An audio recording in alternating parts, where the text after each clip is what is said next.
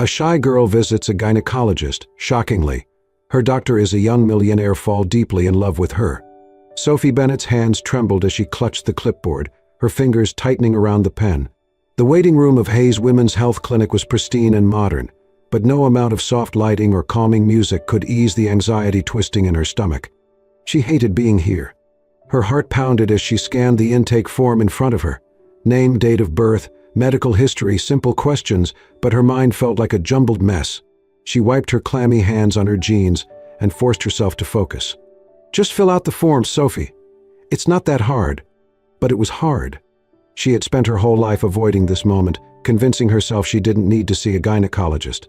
But after weeks of discomfort and late-night Google searches that only fueled her worst fears, she had finally caved.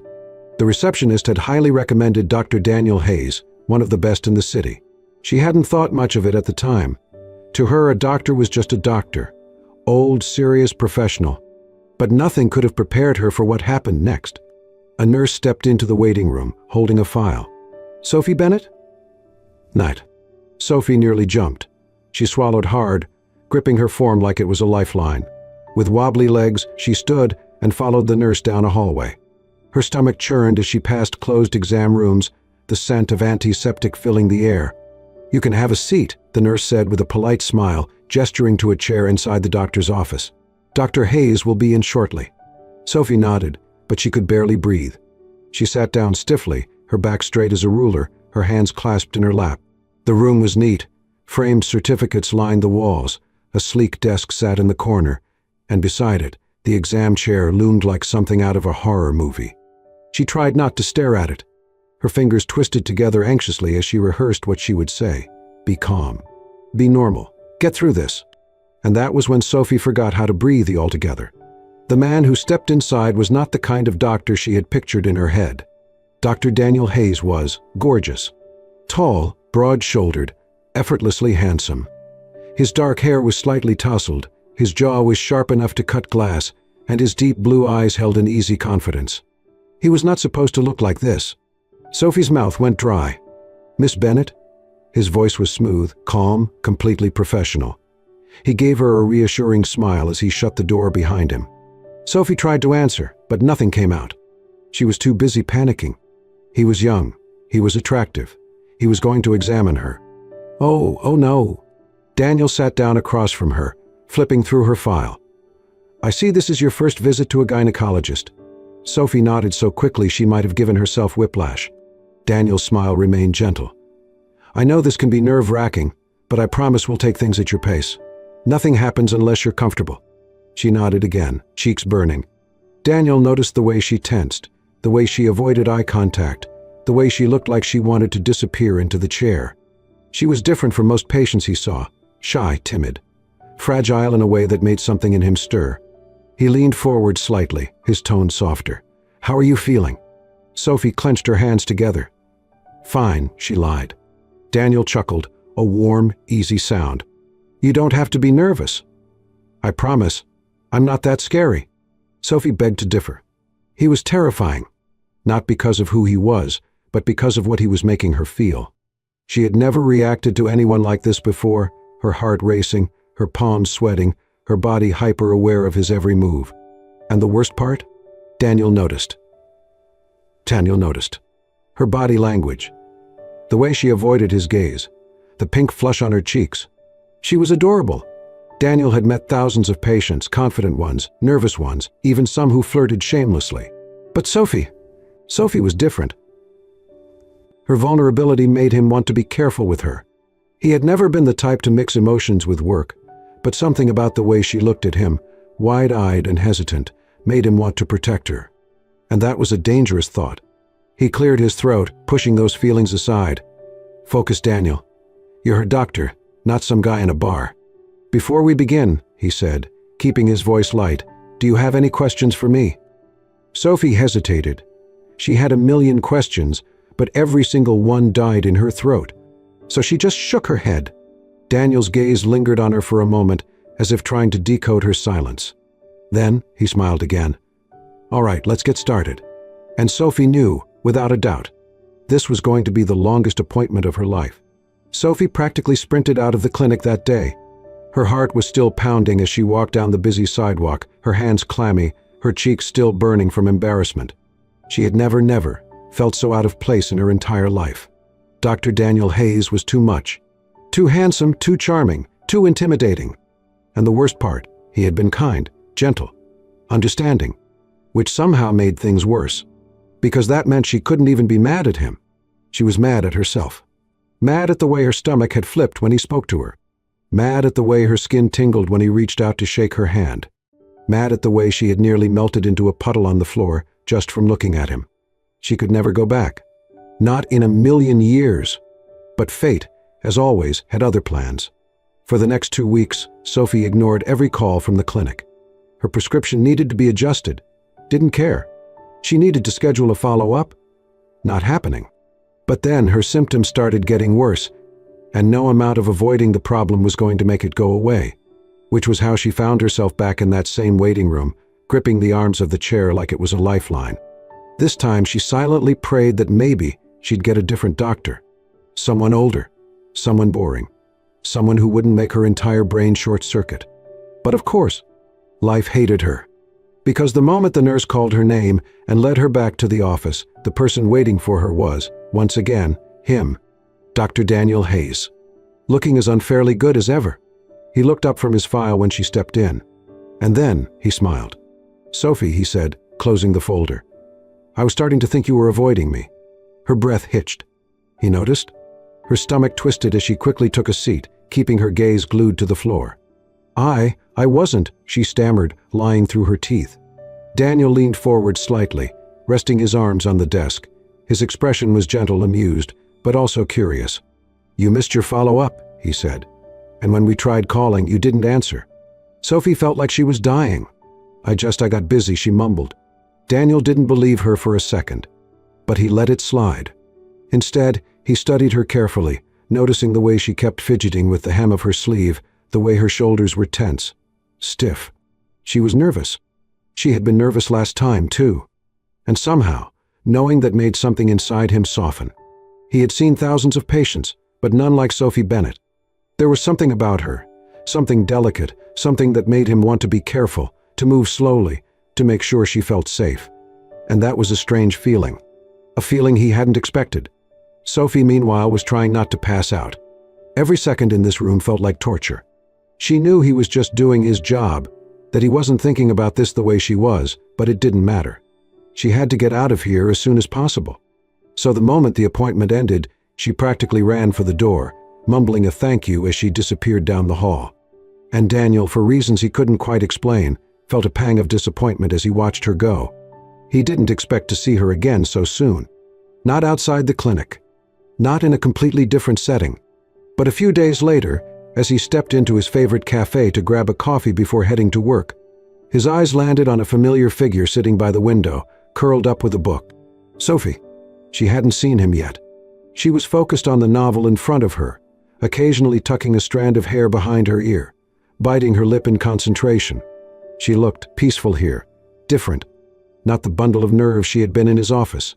And for some reason, that made Daniel hesitate. Because suddenly she wasn't just a patient.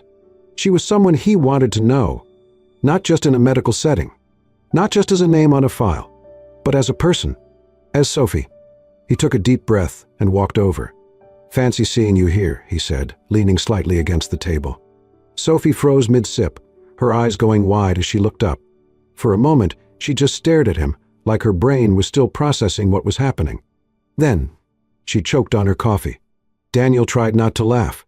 Sophie wanted to die, because for the second time in a row, Dr. Daniel Hayes had completely caught her off guard.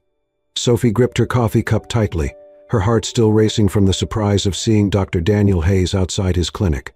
She had barely recovered from her embarrassment, and now here he was, standing in front of her, impossibly composed, his sharp blue eyes glinting with amusement.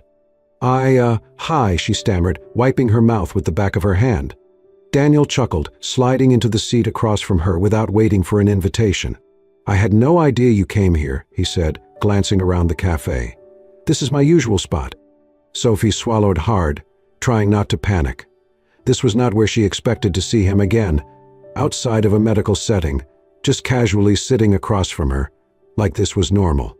I like the quiet," she mumbled, hoping he wouldn't notice how nervous she was. Daniel smiled.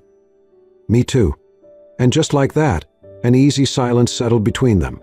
For the first time, Sophie allowed herself to actually look at him, really look at him.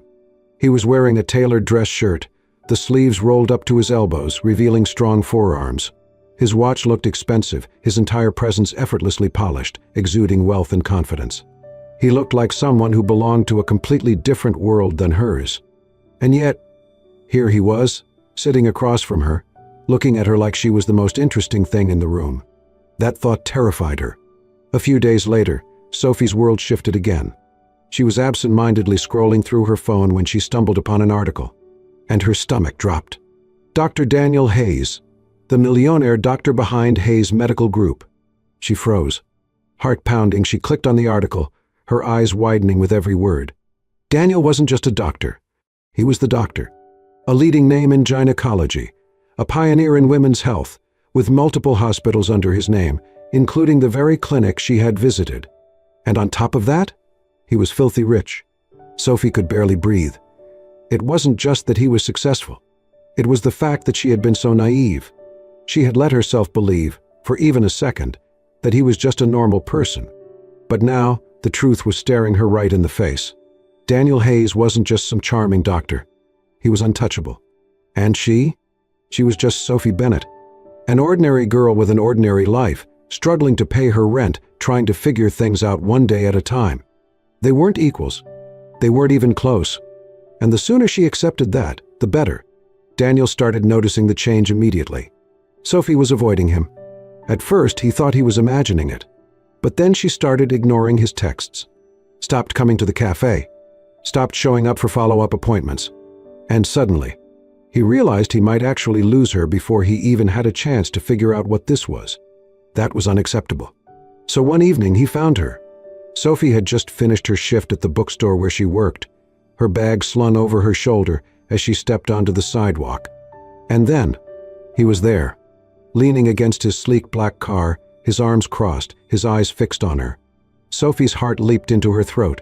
"Daniel?" she croaked. His gaze never wavered. "Are you avoiding me?" His voice was calm, but there was something beneath it, something she had never heard before.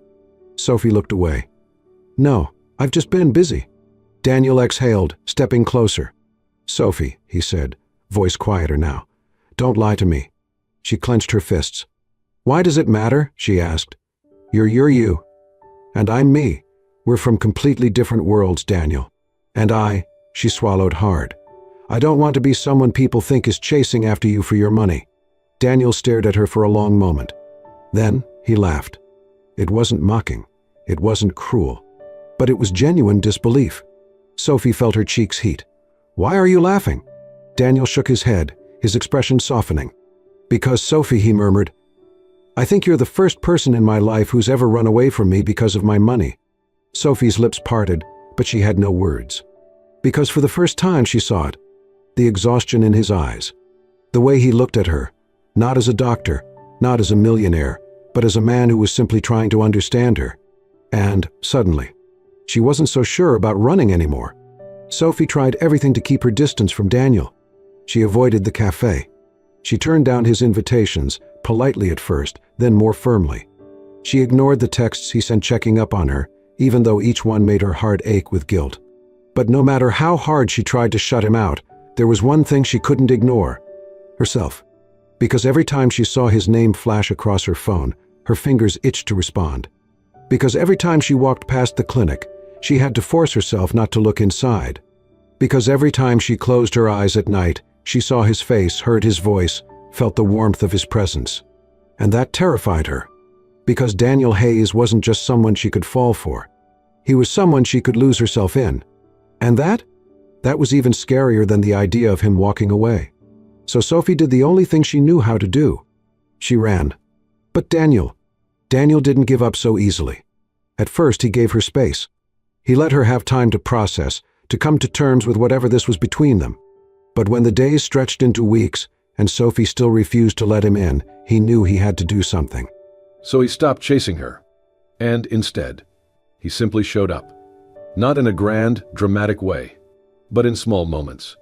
At the bookstore where she worked, where he would occasionally drop by, pretending to browse while striking up casual conversation. At the cafe where he would sit in his usual spot, a quiet presence in her periphery, never pushing, just being there. And slowly, it worked. Because Sophie stopped avoiding him. She stopped making excuses. And one day she even found herself laughing at something he said, a real, genuine laugh. And for the first time in weeks, Daniel saw a crack in her walls. But just as Sophie was starting to feel comfortable, starting to think that maybe this wasn't as impossible as she thought, something happened that changed everything. It was late. She had stayed at work longer than usual, her head pounding, her limbs heavy with exhaustion.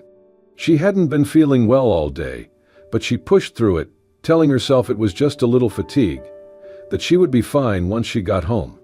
But as she stepped onto the sidewalk, the world tilted. Her vision blurred. Her knees buckled. And then, everything went black. The next thing she knew, she was somewhere warm.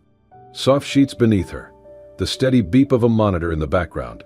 Slowly, she opened her eyes, only to be met with the last person she expected to see. Daniel.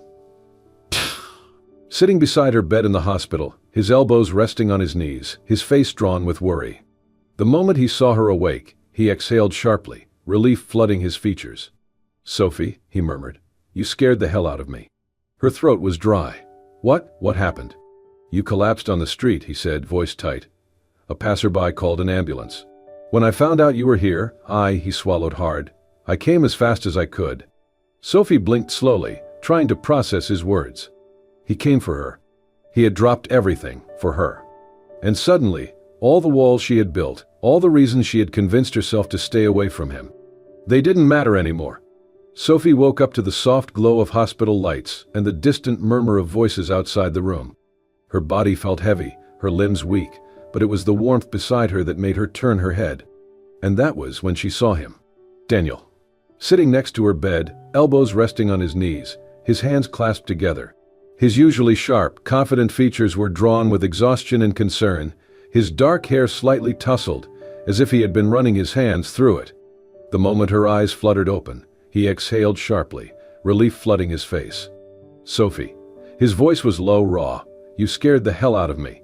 Sophie blinked slowly, her mind still catching up. What happened?" Her throat was dry, her voice weak.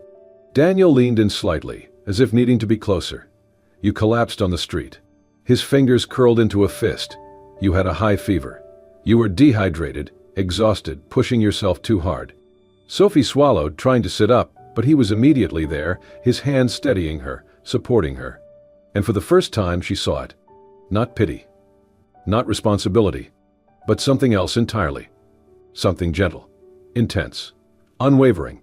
Genuine care. Her chest tightened painfully. He shouldn't be here. He shouldn't look at her like that.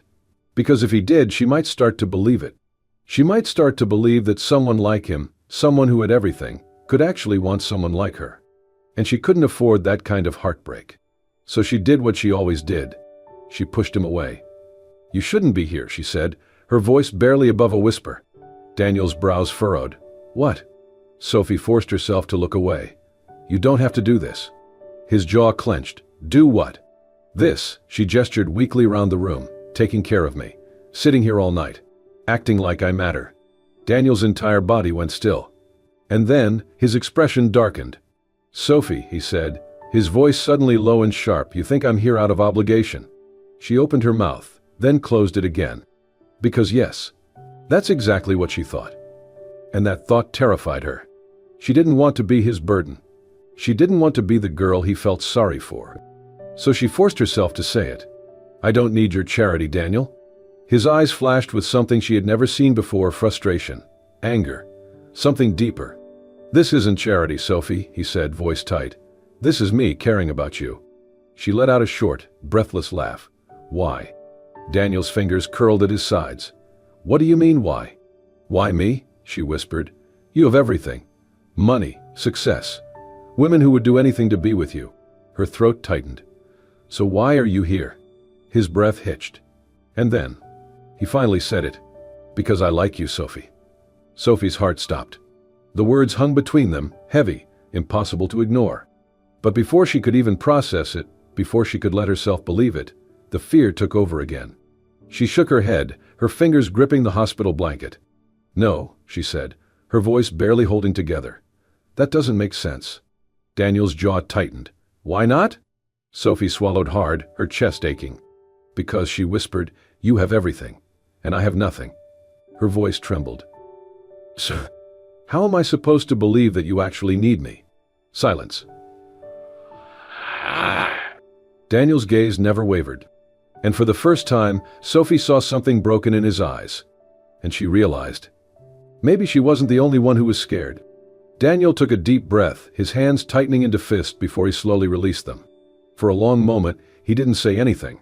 Just looked at her, his blue eyes searching, conflicted, almost vulnerable in a way she had never seen before. And then, he spoke. "You think I have everything," he murmured, his voice steady but quiet. "That my life is perfect. That I don't know what it feels like to be not enough." Sophie frowned, her throat tight. "Isn't it?" Daniel let out a short breath, a bitter laugh escaping him. He shook his head. "No, Sophie, it's not." She stared at him, surprised by the sharpness in his tone. She had always seen Daniel as someone untouchable, successful, wealthy, confident. But now, for the first time, she was seeing something else. Something broken. Something real. "I wasn't always like this," Daniel continued, rubbing his hands together absent-mindedly. "I didn't grow up rich. My parents worked hard, but we struggled. I put myself through med school with scholarships and part-time jobs." Sophie held her breath, watching as he spoke, not with his usual confidence, but with a quiet honesty that made her heart ache. "When I finally became a doctor, when I started making real money, I thought I'd made it. I thought, this is it, I've done everything right." His voice dropped lower. "And then I met someone." Sophie's stomach twisted. She was beautiful. Smart. Everything I thought I wanted. And she said she loved me. Daniel's jaw clenched. I believed her. Sophie already knew where this was going, and yet she couldn't stop herself from whispering what happened. Daniel let out a slow breath. "She didn't love me," he said, his voice soft but sharp. "She loved my money." Sophie felt her chest tighten painfully. Daniel glanced at her, his expression unreadable. "I found out she had been seeing someone else behind my back. That everything she said to me, everything we had, was just an act." Sophie sucked in a sharp breath. She didn't know what to say. Because this was not the Daniel Hayes she had imagined. This was not the perfect, confident doctor. This was a man who had been betrayed, hurt, left with scars that no one else could see. Just like her. "I haven't really let anyone in since then," Daniel admitted, rubbing the back of his neck. "I tell myself I don't need to. That it's easier this way." He looked up at her then, his gaze burning into hers. "But then I met you." Sophie froze. Her heart stopped. And suddenly, everything else disappeared, the hospital, the past, the fear. It was just him and her and the unspoken truth between them. Sophie swallowed, trying to find her voice. "Daniel." He shook his head. "No, let me finish." He took a step closer. Sophie's throat tightened. Daniel took another step, and now, he was right in front of her, so close she could feel the warmth radiating off him. "I don't care what you have or don't have," he said, voice raw with emotion. "I don't care that you don't come from money. I don't care that you think you're not enough." His fingers brushed against hers, tentative, hesitant, almost like he was giving her the chance to pull away. She didn't. "All I care about," he murmured, "is you." Outside, the city lights twinkled against the dark sky, the soft hum of the night filling the silence between them. And then, Daniel cupped her face, tilting her chin up until their eyes met. "I want you, Sophie," he whispered. "Just you." Sophie's breath hitched. "Ah." And for the first time, she let herself believe it. Sophie lay awake that night, staring at the ceiling, her heart tangled in a mess of emotions she couldn't untangle. Daniel's words echoed in her mind, soft but unshakable. "I want you, Sophie, just you." She had spent so long believing she wasn't enough, that she was too ordinary. That love wasn't meant for someone like her. And yet, Daniel had chosen her anyway. But could she do it? Could she let herself believe in this, believe in him? The next few days were a whirlwind of doubt. Sophie avoided calling him, avoided making a decision, even though deep down she already knew the answer. Because the truth was, when she imagined her life without Daniel in it, it felt empty. Cold. Like something was missing. like he was missing. And that terrified her even more than the idea of falling for him. Daniel, on the other hand, waited. He didn't push. Didn't demand an answer. Didn't try to force her into something she wasn't ready for. Because he knew Sophie. He knew she needed time. And as much as it killed him, he was willing to give her that. Because if it meant having her in the end, she was worth the wait. But Sophie couldn't run forever. The moment it happened, she didn't think. She didn't weigh the consequences. Didn't hesitate. All she knew was that she needed to see him. So she ran. Through the crowded sidewalks, past the glowing city lights, her heart pounding in time with her footsteps. Until finally, she reached his clinic. She burst through the doors, breathless, scanning the reception area until she saw him, standing at the end of the hall, talking to a nurse. Daniel turned at the sound of the door, his brows furrowing in surprise, but before he could say a word, Sophie was already moving. Straight to him. Straight into his arms. And for the first time, she didn't hold back. Daniel barely had time to react before Sophie wrapped her arms around him, burying her face against his chest, clutching onto him like he was the only thing keeping her standing. His body tensed in shock for half a second, then he melted into her. His arms came around her, strong and steady, holding her like he'd never let go. Sophie squeezed her eyes shut, her voice muffled against his shirt. Em kong muon tron che nua. Daniel's breath hitched. And in that moment, he knew. Why? She had chosen him. She had chosen them. And nothing else in the world mattered. Sophie never thought she would end up here, wrapped in the arms of a man who had once seemed so far out of reach, her heart beating in sync with his. But now, standing in the quiet of Daniel's office, his arms anchoring her, she knew. This wasn't a dream. This was real. And for the first time in her life, she wasn't afraid of it. The days turned into weeks. The weeks turned into months. And somehow, Daniel became her safe place. She still had doubts, still had moments where the voice in the back of her head whispered that she wasn't enough. But every time that fear crept in, Daniel was there, reminding her in quiet, steady ways that she was. That she had always been. 1 year later, Daniel took her back to the same cafe where it all began. Sophie didn't think much of it at first. Not until she saw the nervous way he was fidgeting with his coffee cup. Not until he reached for her hand, his thumb tracing slow circles against her skin. Not until he dropped to one knee, right there in the middle of the cafe, with a small velvet box in his hand, and pure love in his eyes. Sophie gasped, her heart lodging in her throat. Daniel smiled up at her, his voice soft but full of certainty. "Sophie Bennett, will you marry me?" Tears blurred her vision. A year ago, she would have run. But now, there was only one answer. Yes. The cafe erupted into cheers, but all Sophie could hear was the sound of her own heartbeat and the quiet, unshakable promise in Daniel's gaze. That no matter what, they had found each other. And neither of them would ever be alone again. And just like that, Sophie and Daniel's story came full circle, from an unexpected meeting in a doctor's office to a love neither of them ever saw coming. She once thought she wasn't enough.